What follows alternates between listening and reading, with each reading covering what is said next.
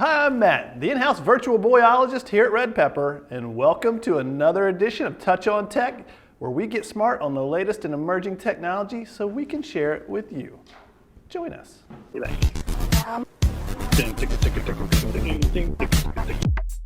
Reality is a lie. Just when you thought vending machines were for Twinkies and Funyuns, well now you can actually get an NFT inside of one.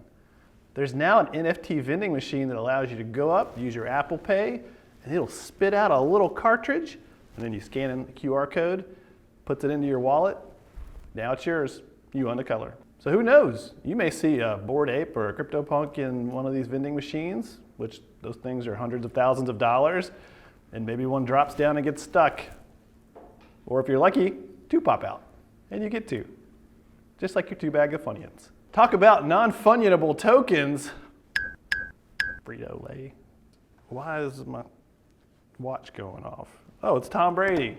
He's telling me he's gonna retire. Heard it here first. So the super big game's coming up, and maybe it's already happened.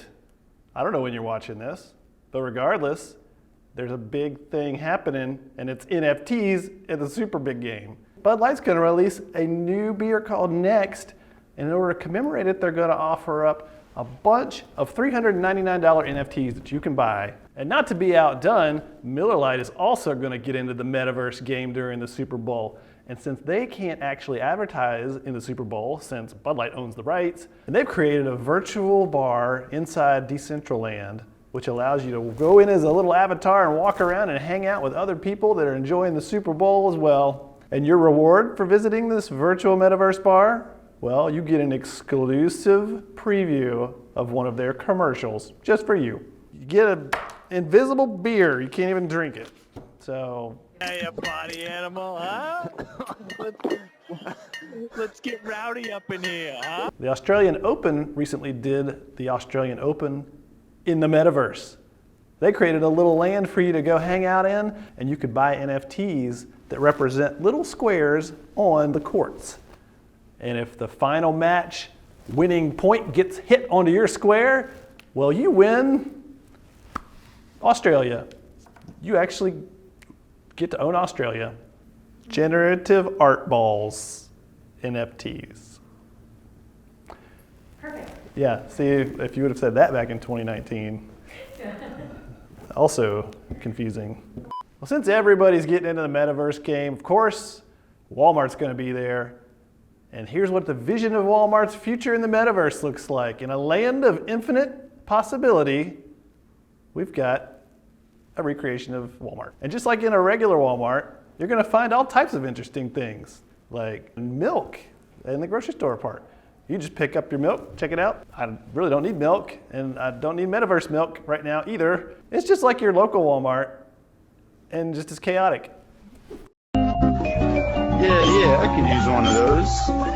Use one of those at the house.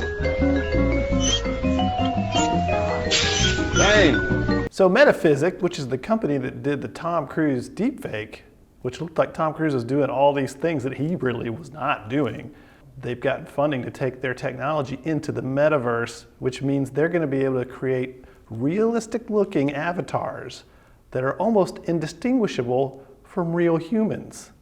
Hi, I'm a virtual human created by Ziva Dynamics. Which opens up the possibility in the metaverse for every brand to have its own digital avatar representative. We've seen other brands like Nestle Toll House create digital versions of themselves as avatars. You may end up talking to the Nestle Toll House bot for an hour and a half and not even realize. I'm Ruth, the Nestle Toll House baking coach. And I've got a way to help you bake something delicious. Hope to see you next time on another edition of Touch on Tech.